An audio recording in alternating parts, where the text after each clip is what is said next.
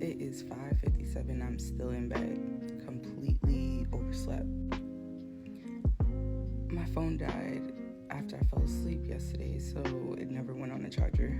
And I fell asleep reading a book that I started reading before this semester started, and I never got to finish, obviously because this semester started. So yesterday I actually got past the first chapter, and as I was falling asleep, I just kept reading until I fell asleep. I fell asleep in my glasses because I'm rich, and I can just go get a new pair of glasses every time I need a new pair of glasses. I'm not. So anyways, I love a good romance and I love a good time travel story, right? Like, who does not love time travel? So the book I'm reading now has both. Look at this gem right here. The 7-Year Slip. So this girl inherits an apartment from her aunt, and her aunt will always tell her, everything you do in life, never fall in love, especially not in this apartment.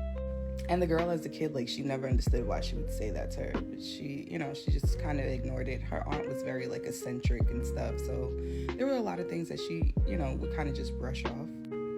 After her aunt dies, the girl inherits the apartment.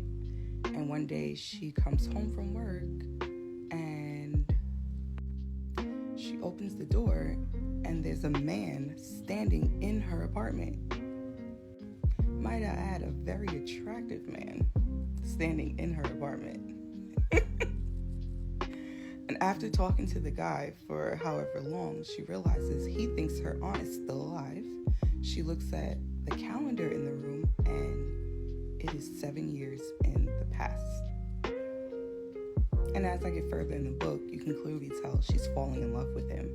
But here's the thing.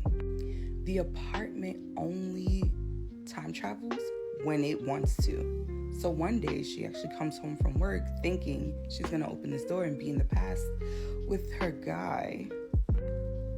And she opens the door and it's present day. Yeah. She has no control over the time travel.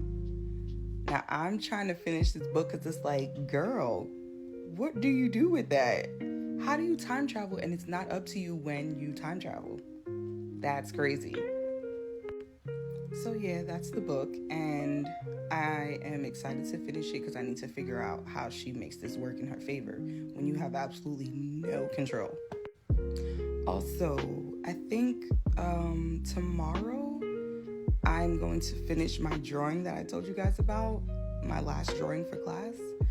I got 100 on the first half of it, so we'll see how I do with the shading and everything, and I will update you guys on that possibly tomorrow or maybe the next day. That's all for today, guys. I need to get up and get moving. It's 6 o'clock. Bye.